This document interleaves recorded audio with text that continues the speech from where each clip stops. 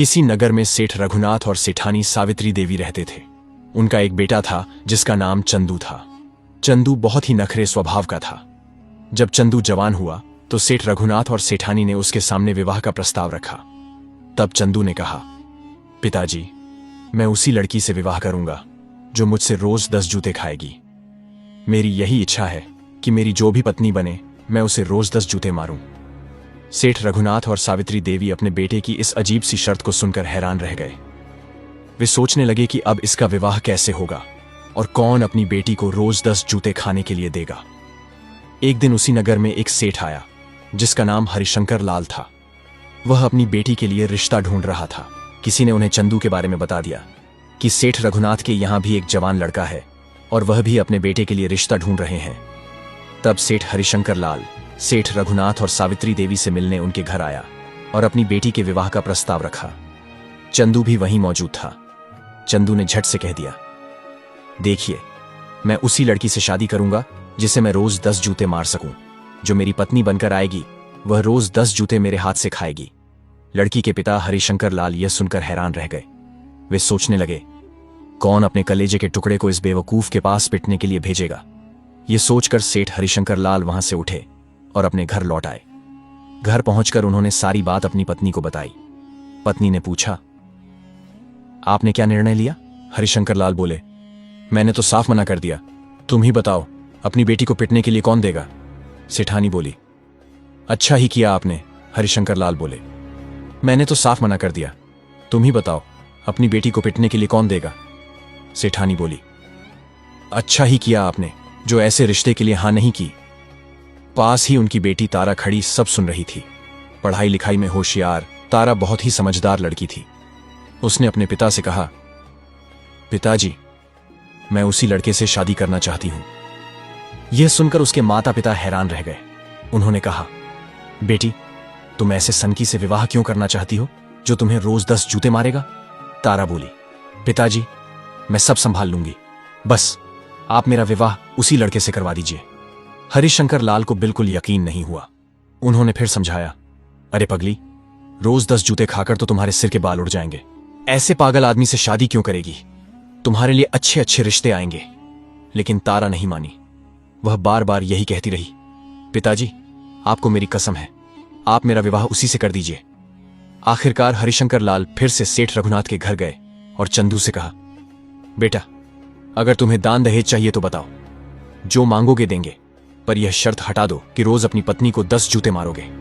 चंदू बोला, मुझे कोई दहेज नहीं चाहिए। मेरी शर्त यही रहेगी, अगर शादी करनी है तो करो, वरना अपनी बेटी का रिश्ता कहीं और ढूंढ लो। अब लड़की के पिता क्या करते? बेटी की भी यही जिद थी, इसलिए उन्होंने रिश्ता पक्का कर दिया। निश्चित समय पर बारात आई और तारा दुल्हन बनकर चंदू के घर आ गई। सेठ हरिशंकर लाल ने खूब दान दहेज भी दिया। उसकी सास ने उसकी नजर उतारी और गले से लगाकर अपनी बहू तारा का गृह प्रवेश करवाया। थोड़ी देर बाद तारा की सास कमला देवी ने उसे खाना खिलाया और रात को उसे उसके कमरे में छोड़कर संगीत आ गई। पहली रात तारा अपने बिस्तर पर बैठी अपने पति का इंतजार कर रही थी। तभी चंदू आया और अपने पैर से जूता निकालकर बोला, अना, सिर आगे करो, मुझे 10 जूते मारने हैं। तारा ने कहा, देखिए, 10 जूते तो आप मुझे मार लीजिए, मुझे कोई आपत्ति नहीं है। सब कुछ पता होने के बाद ही मैंने आपसे शादी की है, तो मैं इन 10 जूतों से नहीं डरती। पर आप मुझे एक बात बताइए, मेरे माँ बाप ने मुझे जन्म दिया, पाल पस कर इतना बड़ा किया और इतना दहेज देकर मेरी शादी की। आज तक उन्होंने तो मुझे कभी एक भी जूता नहीं मारा, तो आप किस अधिकार से मुझे 10 जूते लगाएंगे? क्योंकि आपकी कमाई का मैंने अभी तक एक गिलास पानी भी नहीं पिया है। जो खाना मैंने खाया वह आपके पिता सेठ दयानंद की कमाई का था। आपकी कमाई का तो मैंने अभी तक कुछ भी इस्तेमाल नहीं किया है, ना ही कुछ खाया है, तो आप किस अधिकार से मुझे जूते लगाएंगे? पहले अपनी कमाई का कुछ खिलाओ पिलाओ, तभी तो तुम 10 जूते लगाने के हकदार हो पाओगे। यह सुनकर चंदू बिल्कुल चुप हो गया। वह सोचने लगा कि बात तो सही कह रही है, जो कुछ भी है वह सब उसके माता पिता की ही कमाई का है, क्योंकि उसने खुद तो अब तक कुछ कमाया ही नहीं। चंदू को अपनी पत्नी की बात सुनकर एक झटका सा लगा और वह अगले दिन अपने पिता के पास गया और उन्हें सारी बात कह सुनाई। चंदू की बात सुनकर सेठ दयानंद मन ही मन बहुत प्रसन्न हुए और अपनी प्रसन्नता छुपाते हुए बोले, बेटा, बात तो तुम्हारी बहू बिल्कुल सही कह रही है। हालांकि हमारे पास इतना धन है कि हमारी 7 पुश्तें बैठकर खा सकती हैं। तुम्हें जिंदगी भर किसी काम की जरूरत भी नहीं पड़ेगी। पर बात तो यही है कि इसमें तुम्हारी कमाई का कुछ भी नहीं है। चंदू को यह बात चुभ गई और उसने अगले ही दिन से व्यापार करने का निश्चय कर लिया। असल में उसके पिता सेठ दयानंद एक बड़े व्यापारी थे जो जहाजों पर माल लाद कर दूसरे देशों में खरीदने बेचने का काम करते थे। चंदू ने भी यही व्यापार करने की ठानी। उसने अपने पिता से कहा, पिताजी, आप मुझे बस एक जहाज दे दीजिए और व्यापार के लिए थोड़ा धन दे दीजिए। आप देखना, मैं बहुत जल्दी बहुत सारा धन कमा कर लौटूंगा। इतना कहकर चंदू ने अपने पिता से व्यापार की सारी जानकारी ली और व्यापार करने के लिए चल पड़ा। जाते समय उसने अपनी पत्नी तारा से कहा, तुम देखना, मैं जल्दी ही बहुत सारा धन कमा कर लौटूंगा। फिर संगीत, उस धन से तुम्हें खिलाऊंगा, पिलाऊंगा और फिर पूरे अधिकार से जितना समय मुझे रास्ते में लगेगा, हर दिन के हिसाब से तुम्हें उतने ही जूते लगाऊंगा। ये सुनते ही तारा ने हंसते हुए कहा, ठीक है मेरे स्वामी, जब आप लौट कर आओगे तो मेरा सिर आपके सामने झुका होगा। जितनी मर्जी हो उतने जूते लगा लेना। चंदू सबसे विदा लेकर अपने जहाज में बैठकर व्यापार के लिए निकल पड़ा। चेहरे पर उसकी घमंड भरी मुस्कान साफ झलक रही थी।